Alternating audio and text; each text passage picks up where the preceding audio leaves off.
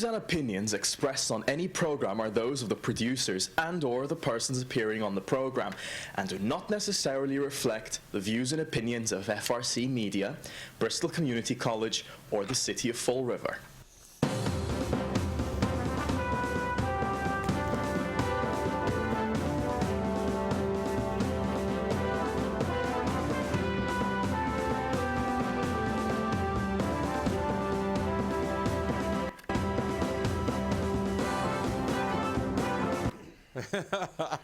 Good morning. Good morning. Welcome to Spindle City Straight Talk. I'm Chip. I'm CJ. And I'm Carlos. And it's a Friday because Carlos is here. That's right. We always have the best dressed Friday guy. And let's get right to the information of the day.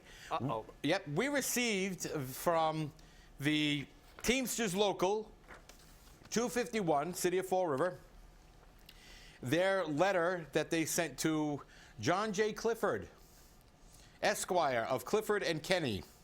This is another one of those law firms that represents many cities and towns for millions of dollars a year to do absolutely nothing. Well, no, actually, they do something. They obstruct the process so they can make more money. Yeah, so that's what they do. That's what they do. But the letter is signed by, I believe, their counsel, which is Elizabeth Weens. And it says, as you know, the office represents Teamsters Local, blah, blah, blah, Memorandum of Understanding with Easy Disposal Recycling on April 19th. Pursuant to the MOU, the parties agreed that the MOU is not to be construed as a binding contract between the parties hereto, and the parties agree this MOU is reached in anticipation of a complete contract containing each and every condition and term to be executed no later than May 1st. And guess when May 1st is? It's Sunday. So this is going to be interesting. And Government Center isn't open. And our Government Center is open. So that means they either execute it today or everyone's in breach. Or today or not at all. Because, or not at all, right. Because they don't come in on Saturday and Sunday. Right. So although the union is confident it will succeed in its claim against the city, any decision in its favor will obviously come after the May 1st, 26th deadline. Consequently, to the extent the mayor signs a binding contract with Easy Disposal or any other private company, the city will be forced to breach that contract. Because the union has not been provided with a draft of the contract the mayor intends to execute with Easy Disposal, nor has it been involved in any aspect of the negotiations with Easy Disposal, it is unclear whether the city will be responsible for damages to Easy Disposal in this event. It is forced to terminate the agreement. You know, this is just the sum of it, and here's the funny thing about it. Got to do a summary here. Yeah, that's a quick summary. And let's look at this. Let's say they go to the Labor Relations Board. And, Chip, as you know, they're probably going to uphold that the Teamsters are in the right and that there is no impasse because none of the criteria, as you described in previous shows, has been met. So the city has a contract for 10 years with a value of over $50 million aggregate, totally together. And we're going to have to enter into negotiations with the Teamsters because they're going to be stuck with them as well. So what happens? If the city's in breach of contract, we got to pay $50 million. Unless there's a termination clause in that contract, but then again, you never know. Or unless we're saved by the city council, they don't fund it or don't approve it. Exactly. So that's our only out, because the city has again figured out a way to, as Groucho Marx once said, find trouble where there's none, and then create trouble. So. Exactly. And so again, we look at this and we say, this is an absolute failure. This is a failure. And then listening to this crap on the radio this morning made it even worse. So I'm not even going to get into it, but, you know, the city council better think about this before they decide that, oh, yeah, we're going to fund it because we have to fund it. We got no choice. Please do not subscribe to the Pereira principle. We already know that the Pereira principle is going to vote for it even if it's wrong. I'm quoting her. Sorry, Linda, that's your quote. So this is an interesting read, and if anybody wants it, please let me know, because I'll be more than happy to forward it to you right away. Well, you know, the issue we have here is obviously, I mean, as we went over on previous shows, they haven't met any element of establishing an impasse. They're going to most likely lose. We're going to go back. They're going to be forced back, ordered back to the table by the Labor Relations Commission. And then the city's going to be in, number one, nobody wants a 10-year contract. We've seen what happened in this city with contracts. we get locked into contracts, and then they use it as an excuse not to be able to move forward. They say, oh, we're locked into a contract with the bags. We're locked into a contract with something else. And again, the taxpayers of the city suffer. You know, it's just, you know, it's business as usual. They're going to sign that contract supposedly, and I'm wondering if there's still a blank line. Who signs a contract with a blank line? Well, obviously how the two much does. does it cost? Yep. And I'm going to tell you now, you know how we always say, let them keep running their mouth because eventually they put their foot in it? Well, the mayor turned around and said that I am all for transparency. I'm being totally transparent with this. It's just that people want the information immediately. Well, you can't get it immediately. Well, you know, you can't get it immediately from government center because we first have to manipulate the facts. Have to put it in a double boiler and cook it a little bit. That's what they have to do. That's right. I mean, you know, we all know that. We see that. You know, that's one thing about this city that, you know, we've seen what they do with numbers, and we've seen that virtually from city council meeting to city council, the numbers change. Look, they've demonstrated again. This is absolutely an outrage for the taxpayers of the city of Fall River. To enter into a 10-year contract to eliminate jobs unilaterally without due process is just unconscionable, and they wonder why this city never moves forward. It's because all we do is, well, we create political jobs. This has become an employment agency. We're not moving anywhere. We're moving backwards, sideways, and everywhere but forward. And it's a tragedy. The 10-year CJ and Chip. The only reason that I think that the 10-year plays in here is the fact maybe it was the only company that agreed to do this job.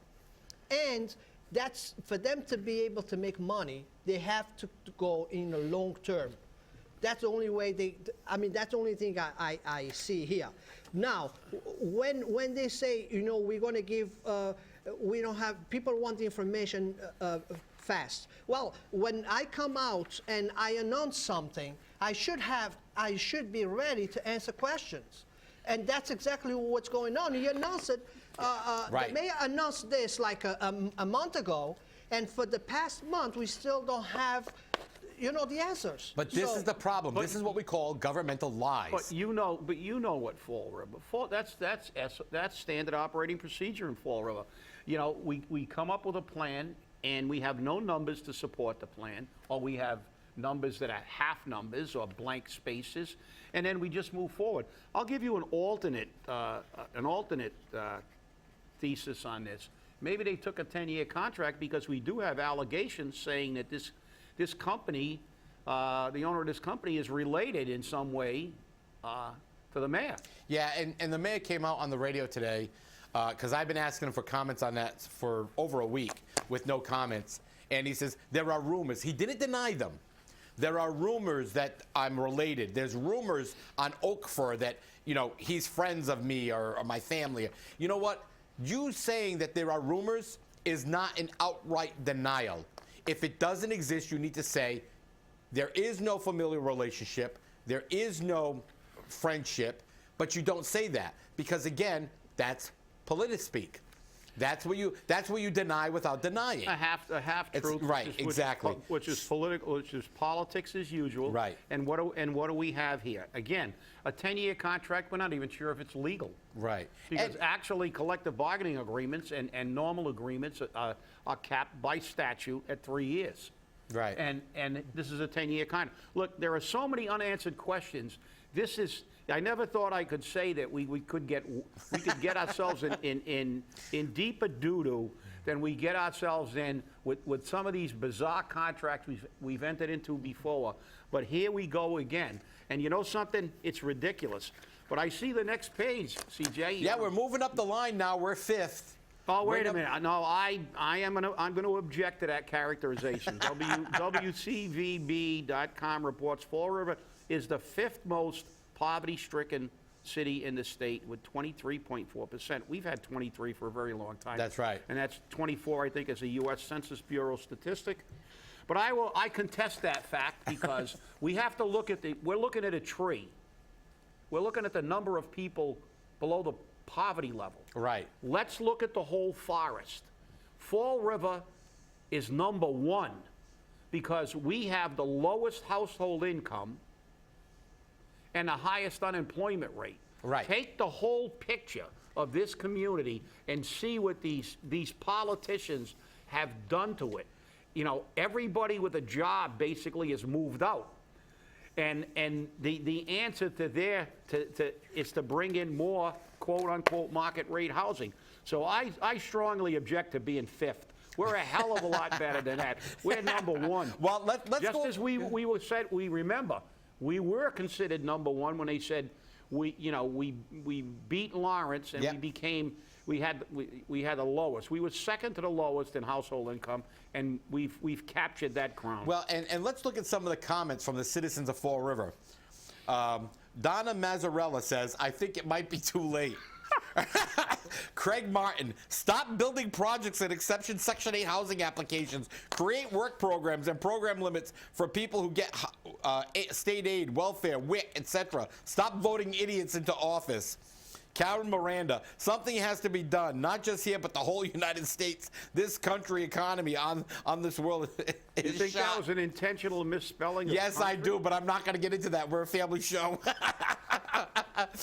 Kevin Paiva, many places are hurting, yes, but we are the fifth out of many, many cities and towns, so places are doing things better than we are. I don't think the answer is simple. I think people in our city need more education, but they need jobs to keep them here, because once people do get an education, many leave. The drug epidemic is a huge issue, obviously. You know, Mr. Paiva, do you represent the mayor? I mean, you know how to sugarcoat this stuff.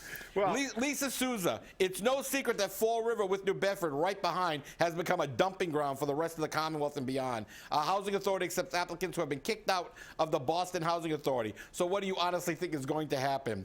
Janice Correa Happy, not a shock, that is for sure. Let's help everybody. Let's help everybody else except those who lived here all their lives and have roots here. Ken Paiva reverse. Are you talking about TIFs? I don't know where that came from. And then the last one comes back from Donna Mazzarelli again. Section 8, Medicaid, welfare, and drug abusers, back pain, anxiety. Please. It goes on and on. Not Fall River, born and bred. We are workers, caretakers of our own. Watch out for neighbors. Look, now we are robbed at the corner store. Lock our houses up early. Don't dare walk our streets at dark. Worry about our children. How is that normal to live? Never has Fall River been this bad. We always had pride, respect. Now no one works. No one puts it in to our safety of our city. Only the working class out of my check every week gets smaller and smaller. But I'm not going to give up. I will continue to work, continue to support all you lowlifes that have ruined the city until a miracle happens, or karma, whichever comes first. Be a role model for the proud and determined. You know, our politicians are too stupid to read what the public is saying? No, Are the politicians so dumb that they can't even answer these statements? No, what are they talking about? Oh, well, Carol Fiola and Ken Fiola said, oh, no, we're going to put in more market rate housing. Market rate housing cannot be sustained in Fall River. We don't have the income. Therefore, that means Section 8. That means low-income housing. Politicians have selective memories, and they only pay attention to what they want to hear. But because it's worked. And the problem is it's beginning not to work throughout the country, as we can see by the Trump victories. People are just upset. You know, we led the pack. We had the first successful recall in Massachusetts. People are being involved. But Mr. Paiva, we're fifth. You realize that there are 351 cities and towns in the state of Massachusetts. So even if we were fifth, which I believe we're actually first when we look at the whole picture, but if we were fifth, do the math. Well, that means there are 346 towns that are doing better, and only 4 that are doing worse. So, look, let's call a spade, as we've said on this show for years. The reality is that we march to this ridiculous beat of this drama that everything's perfect, and anybody that points out any kind of problem in Fall River is negative, a naysayer, an obstructionist, or somebody that's not trying to work in the best interest of Fall River. Well, the only way we can fix a problem is acknowledge it. Politicians aren't acknowledging it. They're going along their merry way. They're doing what they have to do, and we got rid of a few city councilors this time. And who knows? It looks like we got a first-term mayor that may have to go. We may have to clean the council out. But the problem is that, we ultimately are the captains of our own ship, and we're going to have to throw them out again, because it's just, obviously, it hasn't worked. It hasn't worked in a very, very long time in this community. Well, I'll tell you, Chip, something must be working, because you brought up spades. The Gaming Commission yesterday determined that the South Coast, if they put a third casino in this area, being Brockton, they would swamp the market and ruin any economic development and cut into a market that has a limited number of participants. Guess what? Somebody actually listened to us. Well, I mean, it's not beyond the realm of possibility that somebody somewhere in this state actually listens to something that is a reasonable assumption. Now, obviously, casinos, their niches are getting smaller and smaller. There are casinos that sprung up all. We saw the devastation that Philadelphia wreaked on Atlantic City when they opened up. We've seen what happened with Foxwoods and Mohegan Sun now that they've got gaming in Rhode Island, and now we're going to get it in Massachusetts. So yeah, it's plausible, but do we listen on anything else? Do we learn, especially in this community, about anything else? They're still talking about market rate housing, bringing more low-income people, because we know it never ends up as market rate housing. It ends up as, it ends up as empty apartments, and then they go back and say, we got to bring in Section 8 because we can't get people. Like, we've said it a million times. How are you going to attract market rate people when they can go live in the suburbs? Hey, I wonder if we can come to a city that's the lowest in virtually everything. Yeah. And I just see this becoming even worse on the years to come, because we still have a lot of empty mills, and the only thing they can get on the mills is housing. Right, It's turning into apartments. Right, and that's going to we make still have plenty of empty mills. And that's going to make Fall River a dump. It's going to make Fall River a dump. And you've got the preservationists out there who say, "Oh, we can't knock them down." Take a bulldozer. Take a wrecking ball, knock all of them down. Create some land that you can put in things that can actually be developed. We have a gentleman from Georgia who says, "Oh no, you can't knock them all down because I see universities and art museums." And you know what? Alden, I appreciate everything you say, I really do. But the reality of the matter is that as long as those buildings stand, they will become low-income housing. So let's not even go there.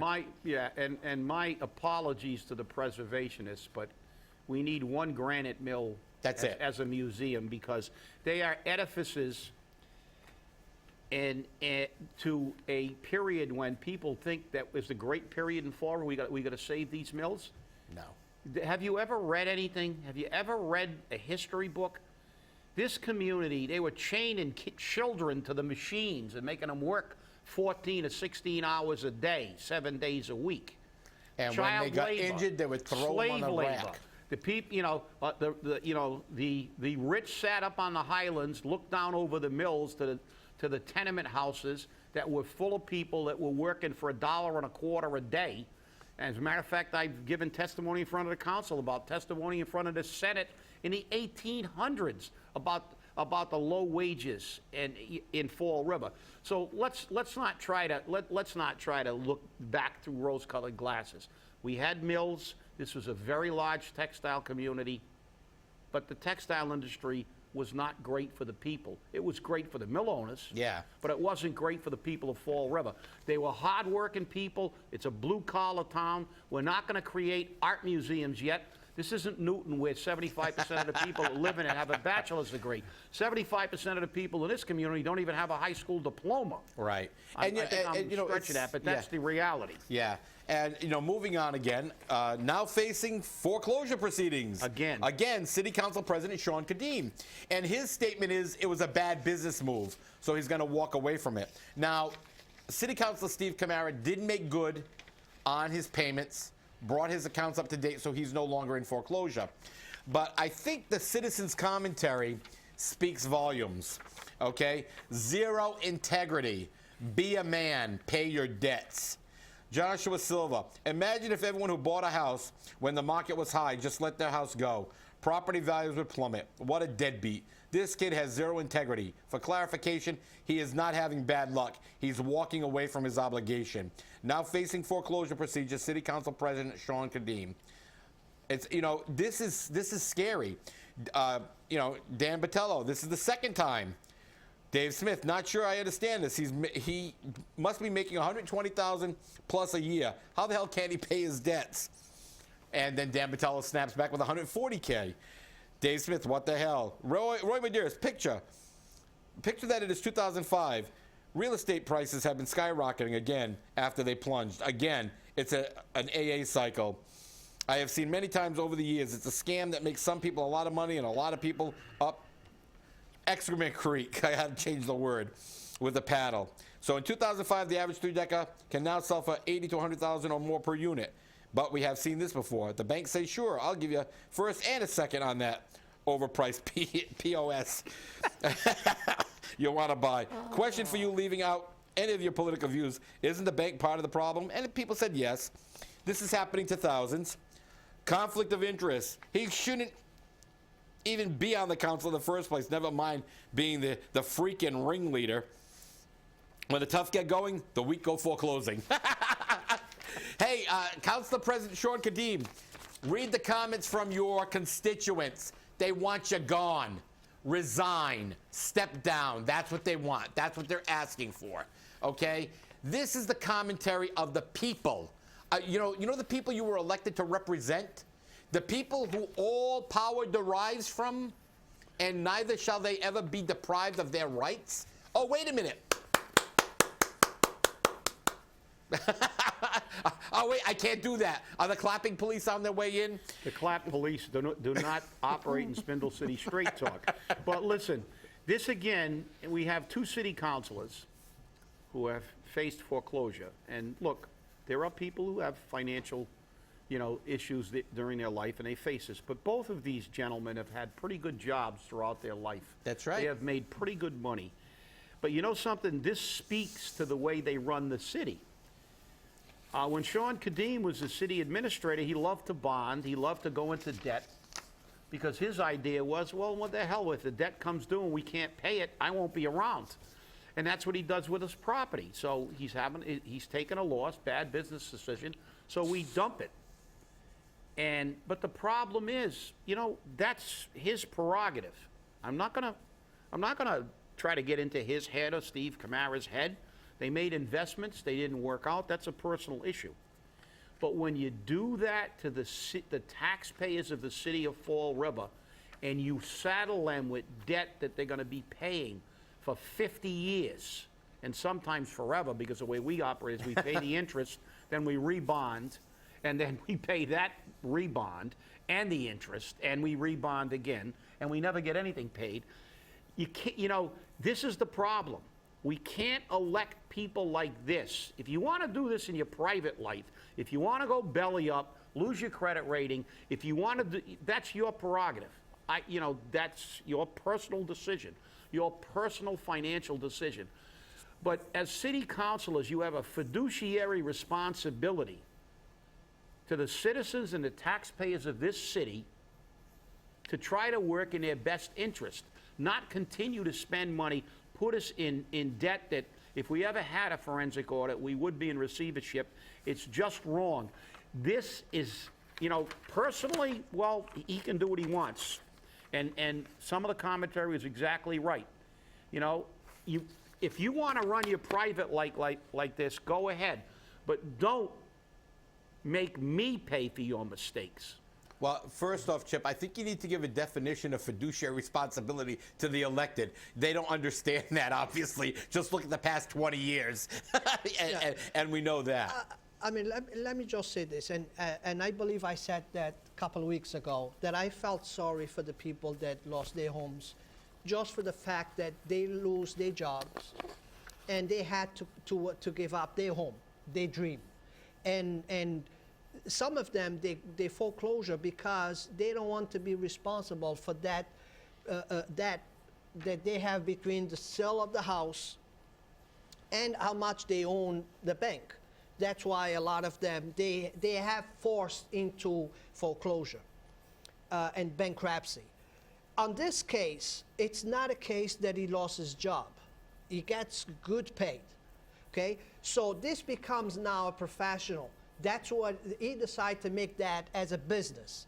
So as a businessman, he needs to be responsible for his business, because if he buys homes to rent, becomes an income. Doesn't matter where he goes, that will become his income. If that becomes an income, that's how he makes money on. So that's will become his responsibility to pay his business bills, not us. Okay, so that's the problem I have. I have no problem with somebody, you know, bankrupt or losing their homes because they lost their job and they really had to be out of the house, out of the American dream. But on this, comparing to this case, it's no need. He should be responsible for those loans because that's a business. And you're 100% right, Carlos, because as you know, nobody has wants them. There was a period with the predatory loans, and the loans would be given to people who really shouldn't have got a mortgage loan. But the fact is, they did, and you can't fault them for that. Everybody wants to. You know, most people want to have a home. They like you said, it's the American dream. You have a home, and some of them lost their jobs. Some of them just couldn't afford it after a while, and you feel sorry. But the issue here is, these individuals, especially Mr. Kadeem, he was making 4 times the household income as the city administrator of Fall River. 4 times the household income as an individual. Now he's making 5 times the household income as the administrator in Seekonk. It's, as you said, it's not. This calls into question his ability to make financial decisions as an individual. Chip, he's the financial whiz kid. What are you talking about? Well, this is what I'm saying. That, you know, the equation doesn't. No, it's it not doesn't. balanced. How can someone who is making financial decisions in the city council have such an abysmal record in his own personal finances? Well, that's simple. And that goes for Steve Camara too. You know, these people are controlling the money in the city of Fall River, and they can't make personal decisions, and they're in a very, very high income bracket for Fall River residents. And the funny thing is, though, as you said, they can't do this in their personal life, and they're not doing it in their professional life, because we're looking at Fall River. Sean Kadeem goes back many years in Fall River, from the school department to city administrator and now to city council. And we're in a financial mess, but he's the financial whiz kid. He knew nothing about Windows when he was in office, but then all of a sudden he can throw everybody under the bus. Again, the financial whiz kid. So what do we do as a city? Okay? You can ask him. And personally, if it was me and people were saying things like this, I would say, you know what? I think maybe I have to explain this. And if the city still would like me to step down for the betterment of the office, for the betterment of the city, I would step down. But instead, he wants everyone to file the complaints, call him everything under the sun, and that's not good politics. That's not good public relations, and that's definitely not good constituent services. And it's not good leadership. But I got to say one thing quickly. I know we're running out of time because we've been kicking the crap out of the city. So I want to say something positive. The other day, I was watching national news, and it really made me feel good. The yogurt company, Chobani, company that started out with 6 people, is a $1 billion company. He made all his employees stockholders. Made in America. He didn't outsource. You see these companies that move out of town, take jobs, outsource. This guy, kudos to him, a business that remembers that his business was built on the backs of the workers. Yep. And stay angry, everybody. Thanks for watching.